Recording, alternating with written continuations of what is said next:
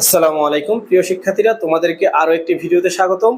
আজকে আমরা 4.3 এর 32 নাম্বার খুবই ইম্পর্টেন্ট একটা অঙ্ক এবং এই অধ্যায়ের মধ্যে সবচাইতে বেশি একটু কঠিন মনে হয় শিক্ষার্থীদের কাছে, আমরা সেই অঙ্কটি আগে সমাধান করব। ঠিক আছে, দেখো এই অঙ্কটিতে আছে x² plus 3a plus 4b into x, 2a square plus 5ab plus 3b square. দেখো এটা কিন্তু একটা মিডল টার্ম, এটা কি একটা মিডল টার্ম।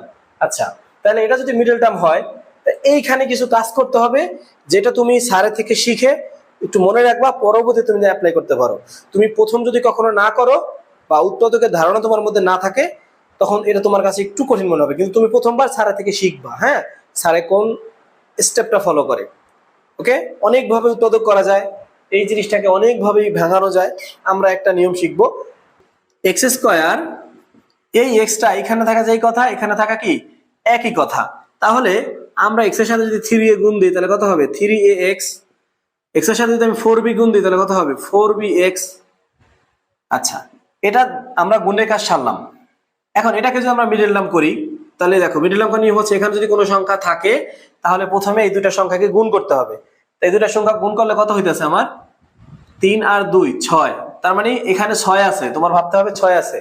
তাহলে 6কে তুমি এমন ভাবে ভাঙাবা যেন যোগ করলে হয় 5, এই যে মাঝে 5 আছে মিডল টার্মের নিয়ম, আর গুণ করলে হবে 6। তাই সিম্পল, 2 আর 3, 3 যোগ 2 5, 3 গুণ 2 কত হয় 5। তার মানে এখানে আমি যদি 3 গুণ 2 হচ্ছে 6। তাহলে আমার শর্ত হচ্ছে গুণ করলে হবে শেষেরটা, যোগ বিয়োগ করলে হবে মাঝেরটা।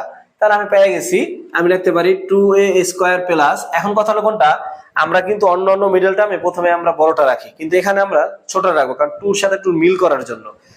তাহলে আমরা লিখবো হচ্ছে 2ab plus 3ab plus 3b square. ওকে,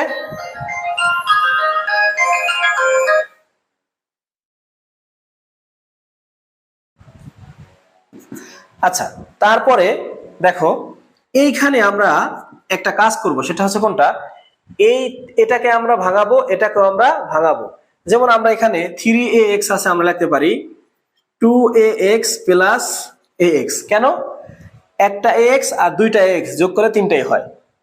আবার আমি এখানে 4bx এ ভাঙাইতে পারি 3bx আর হচ্ছে bx, তিনটা bx আর একটা bx, চারটা bx। এটা ভাঙাইলাম কেন, আমার ওইখানে কাজে লাগবে। হ্যাঁ, এখন এটা বলবো স্যার আমি কেমনে বুঝবো ভাঙাবো, তুমি না বুঝলে তুমি অন্যভাবে চেষ্টা করে দেখো, হবে। এটাই, এই নিয়মে যে ফলো করতে হবে বিষয়টা এরকম না। কিন্তু তুমি যেহেতু স্যারের থেকে শিখতেছো, প্রথমে তুমি তো জানবা না, স্যার তোমাকে শেখাবে, ধাপগুলা শেখাবে। হ্যাঁ, আচ্ছা, এখন তাইলে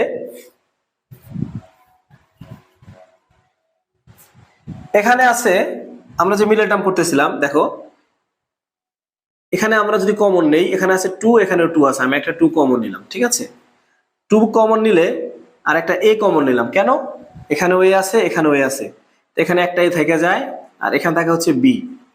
তোমরা মিডল টার্ম জানো, মিডল টার্ম আমরা কিভাবে কমন নেই। আচ্ছা, এখানে 3 আছে, এখানে b আছে, আমরা 3b কমন নিলাম, থেকে গেল হচ্ছে একটা a, আর এখান থেকে গেল একটা b, সেকেন্ড ব্র্যাকেট। ওকে, আচ্ছা, এখন আমরা এটার মধ্যে পরিবর্তন আনবো, এই দুইটা যেহেতু, এখন আমি যদি এদের মধ্যে আবার কমন নেই, এটাই হয়ে যাবে।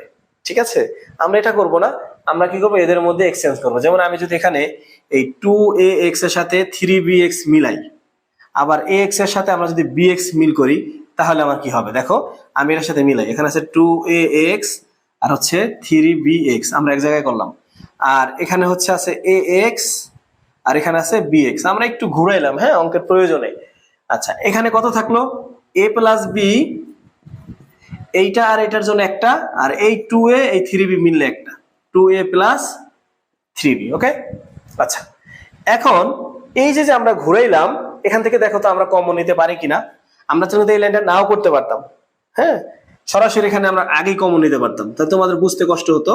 দেখো এখান থেকে আমরা যদি দুইটা কমন নেই, এখানে a আছে, এখানে কত আছে a নাই, তার মানে a কমন যাবে না, তার মানে এখানে x আছে, এখানে x আছে, আমি একটা x কমন নিলাম, থাকলো কত 2a প্লাস, এখানে থাকলো 3b, আর এখান থেকে x কমন যায়, থাকে হচ্ছে a প্লাস b, আর এটা যা আছে তাই, a plus b, 2a plus 3b। ওকে, তাহলে এবার খেয়াল করো, এবার যেহেতু আমি এটা নিছি, দেখো এখানে আছে হচ্ছে 2a প্লাস 3b, এখানেও x আছে এখানেও x আছে, আমি এখন এই দুইটার সাথে নিব আর এই দুইটার সাথে নিব। আচ্ছা আমি এখান থেকে যদি একটা x কমন নেই, দুইটা x ছিল, একটা x থেকে যায়, এখান থেকে x নিয়ে গেছে, থাকে কত 2a plus 3b, 2a plus 3b। আবার দেখো এখানে কি মিল আছে, দেখো তো এটার মধ্যে আছে a প্লাস b, এটার মধ্যে আছে a প্লাস b, আমি একটা a প্লাস b কমন নিতে পারি, a প্লাস b। এখানে থাকলো কত x প্লাস, এখানে থাকলো কত 2a প্লাস 3b। এবার খেয়াল করো, দেখো x plus 2a plus 3b, x plus 2a plus মিলছে না, দুইটার জন্য আমি একটা কমন নিতে পারি, তাই নিলাম x plus 2a plus 3b। থাকলো কত, এখানে থাকলো x, এখানে থাকলো কত a প্লাস b।